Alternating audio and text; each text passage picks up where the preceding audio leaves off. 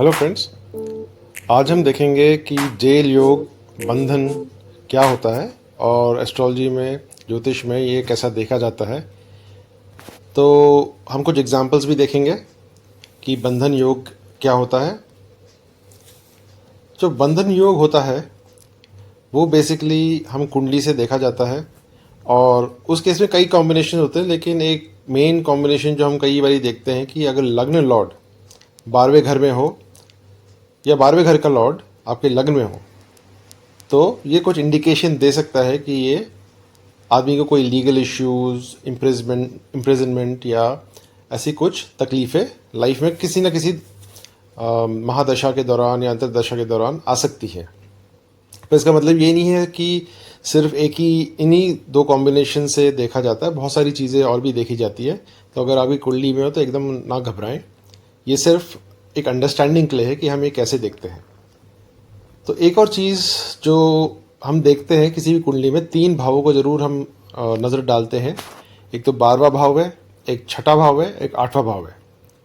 छठा भाव आपके लीगल इश्यूज़ को दिखाता है, डिस्प्यूट्स, पनिशमेंट जो आपको मिल सकती हैं। रोग ऋण शत्रु का भी भाव है, कोई शत्रु तो नहीं आपको जेल पहुंचाए, ये भी देखा जाता है। लीगल इश्यूज़ क्या अराइज हो रहे हैं। 8th हाउस तो अपना सफरिंग, मिजरी, एगनी का भी भाव है, तो यहाँ पे भी तकलीफ़ें आदमी की लाइफ में देखी जा सकती है 8वें भाव से। लेकिन सबसे इम्पोर्टेंट जो भाव जेल योग के लिए या इम्प्रिजनमेंट के लिए देखा जाता है वो है 12वां घर। और 12वें घर का जो हम वहाँ पे अगर मैलिफिक प्लैनेट्स प्लेस्ड हो या फिर आपके मैलिफिक प्लैनेट्स की अगर आपकी दृष्टियाँ हो, और जैसे अपने बंधन योग के पहले दो हमने रीज़न बोले थे, लॉर्ड्स की पोजीशनिंग, ये सब भी देखी जाएगी। और जो ग्रह है मैलेफिक ग्रह, कौन कौन से ग्रह होते हैं जो मैलेफिक होते हैं, तो उनमें से जो 4 प्रमुख ग्रह जो मैलेफिक होते हैं वो है राहु, शनि, मंगल और केतु। तो राहु तो आपके jail, asylum, because Rahu desire का भी भाव है। अगर आपकी डिज़ायर बहुत ज़्यादा है या राहु मंगल से दृष्ट है या मंगल के साथ बैठा है तो आदमी के एंगर इश्यूज बहुत हो सकते हैं जो आदमी को कोई क्राइम कमिट करने में मोटिवेट कर सकते हैं। तो राहु का भी रोल रह सकता है इसमें। राहु डिज़ायर्स का भी है, राहु शराब सेवन में भी देखा जाता है। अगर उसकी राहु की पोजीशनिंग अच्छी नहीं है तो ये सब चीज़ें भी देखी जाती है। शनि तो आप जानते हैं न्याय कारक है, आपको आपका कर्म डिस्पैच करता है। शनि आपको एक जज भी कहते हैं, तो ये डिसिप्लिन, कर्म, जस्टिस का कारक है।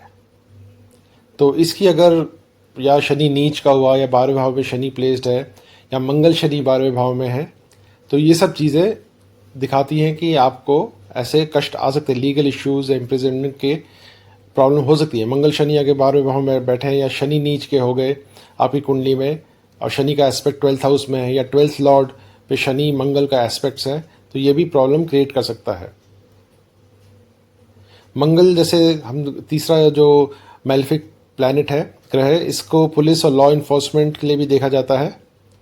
तो हो सकता है कि अगर आप में बहुत मंगल राहु का कोई कॉम्बिनेशन जिसकी वजह से आप कोई ऐसी घटना या को अंजाम दे देते हैं, कोई चोरी चकारी कोई कर दे, तो उसमें पुलिस का भी इन्वॉल्वमेंट हो जाता है, लॉ इन्फोर्समेंट का भी इन्वॉल्वमेंट हो जाता है। केतु भी 12th हाउस वैसे मोक्ष कारक माने जाते हैं, लेकिन ज़रूरी नहीं है सबके जो केतु 12th हाउस में सबको मोक्ष प्राप्त होगा। मोक्ष मतलब ये भी हो सकता है कि आपको, क्योंकि 12वां भाव जेल का भी है तो इम्प्रिजनमेंट का भी है, तो केतु एक मैलिफिक प्लैनेट भी है, तो केतु का भी रोल यहाँ पे थोड़ा नेगेटिव भी हो सकता है। तो ये तो हमने 3-4 रीज़न देख चुके हैं कि क्या हमें देखना पड़ेगा आपकी कुंडली में। अब हम एक्चुअल एग्जांपल्स कुंडली के लेंगे। तो हमने 2 कुंडलियाँ ली हैं, पर्सन ए, पर्सन बी, ये देखने के लिए। ये 2 जो व्यक्ति हैं काफ़ी मशहूर है, इनका नाम मैंने नहीं दिया किसी कारणवश, क्योंकि मैं चाहता हूँ कि आप कमेंट्स में लिखिए अगर आप मेरे डिस्कशन या कन्वर्सेशन से पहचान पाए कि पर्सन ए कौन है और पर्सन बी कौन है। तो अगर आपने पहचान लिया तो आपको एक डिस्काउंट भी मिलेगा कंसल्टेशन में। तो पर्सन ए का भी नाम लिखिएगा, पर्सन बी का, आफ्टर हियरिंग द डिस्कशन, कि इन 2 व्यक्ति को भी जेल टर्म थोड़ा फेस करना पड़ा था और लीगल इश्यूज फेस करने पड़े थे।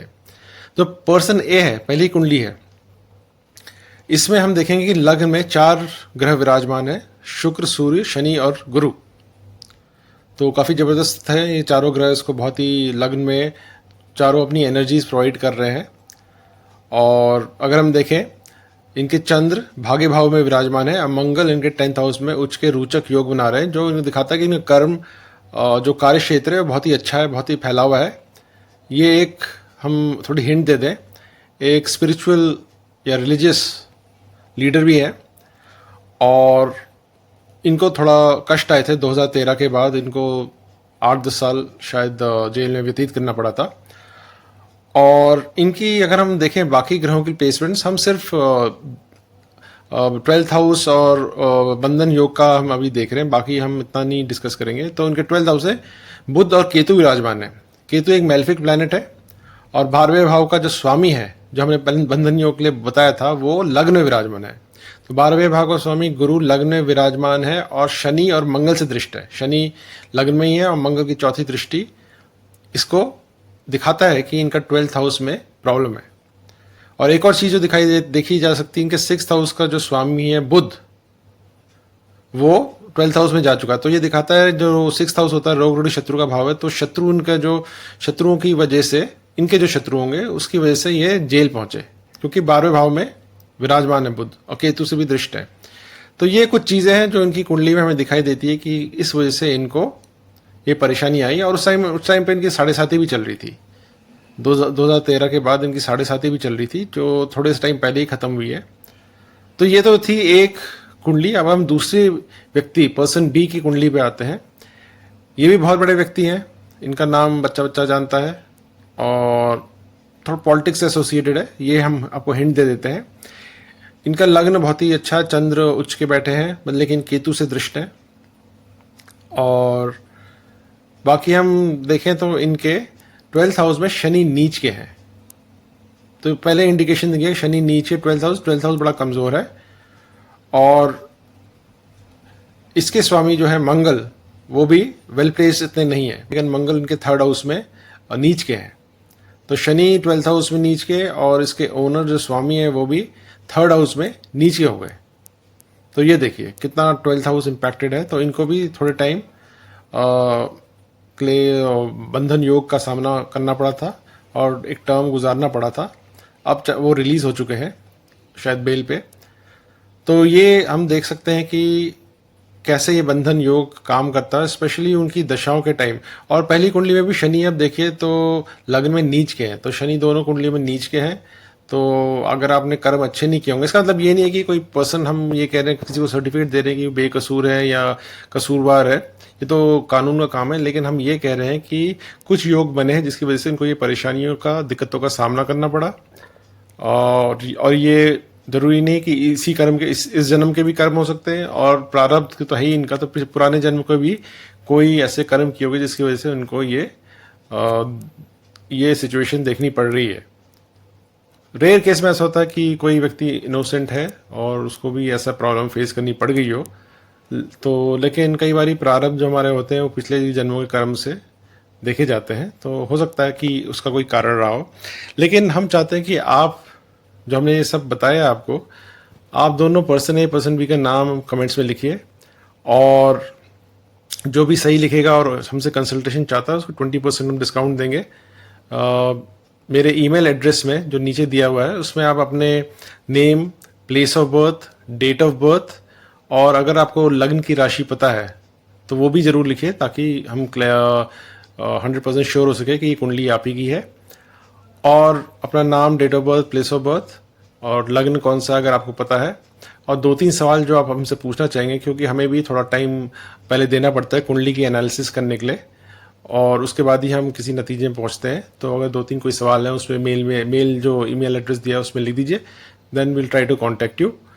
और एक और चीज़ बोलना चाहेंगे, हमारी ये किताब है, अगर किसी को सेल्फ हेल्प बुक का इंटरेस्ट है, पढ़ना चाहते हैं, तो हमारी ये किताब है सीक्रेट्स ऑफ इंस्पायर्ड लिविंग, जो अमेजोन में अवेलेबल है। अगर आपको चाहिए, आप अपने को इम्प्रूव करना चाहते हैं, अपना सेल्फ डेवलपमेंट, पर्सनैलिटी डेवलपमेंट करना चाहते हैं, तो उस किताब को ज़रूर पढ़िए। तो फ्रेंड्स, अब मैं विराम देता हूँ। Please like, share and subscribe my video. Till next time.